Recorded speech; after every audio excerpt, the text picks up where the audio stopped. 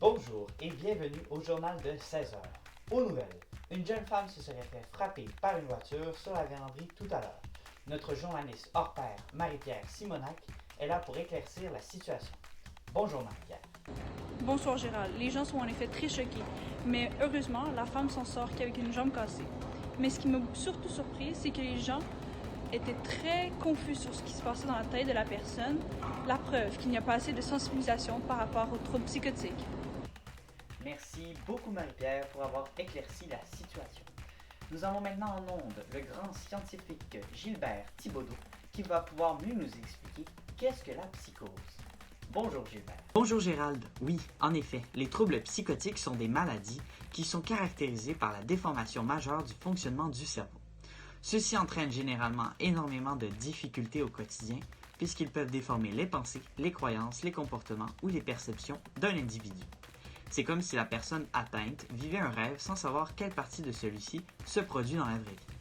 Les périodes psychotiques sont les moments où les personnes atteintes ressentent ces différents troubles. La psychose peut se faire ressentir par n'importe qui, peu importe le sexe, l'ethnicité ou le statut socio-économique.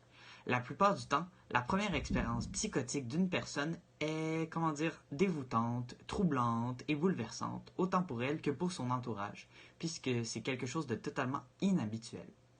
Aussi, c'est généralement proche de la personne qui remarque en premier les symptômes.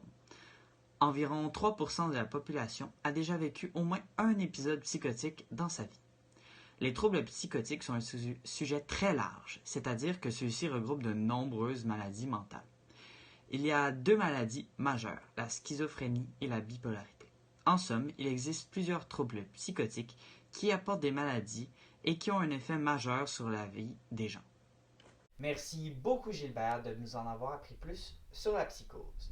Maintenant, nous avons en onde une médecin hors pair, Emmanuel Trudeau, qui pourra nous apprendre plus sur les signes et symptômes de la psychose. Bonjour Emmanuel. Bonjour. Premièrement, les troubles psychotiques, ça peut être vraiment difficile à prévenir ou à diagnostiquer parce que ça peut être causé par plusieurs facteurs. Par exemple, du stress, ça peut être causé par de la consommation de substances ou des facteurs dans l'environnement de l'individu. Ce qu'on va faire, c'est que on va aller identifier des signes qui pourraient nous apporter vers un diagnostic. Par exemple, un manque d'appétit, de l'insomnie, des changements d'humeur ou un manque de motivation, etc. Après ça, on va aller voir les symptômes. Donc, on a 3 symptômes, les symptômes négatifs, positifs et cognitifs.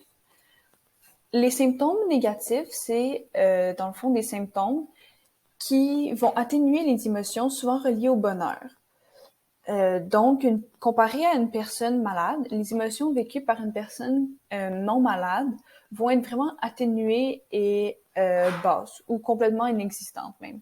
Par exemple, une personne non malade va prendre du bonheur à sortir avec ses amis, à faire des activités, alors qu'une personne atteinte de troubles psychotiques pourrait prendre beaucoup moins de plaisir à faire des activités sociales ou qu'elle prenait du plaisir généralement avant.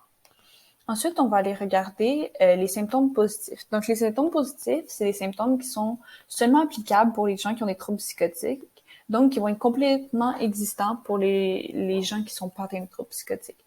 Par exemple, des hallucinations auditives, visuelles, ou même la personne peut croire qu'il y a un complot autour d'eux-mêmes. Puis, enfin, il y a les symptômes cognitifs. Les symptômes cognitifs vont affecter le cerveau. Donc, ils vont rendre des tâches qui étaient faciles à accomplir beaucoup plus difficiles maintenant. Par exemple, ils vont avoir des problèmes de mémoire, des problèmes de concentration. Ils vont avoir de la difficulté à raisonner, peut-être même parler.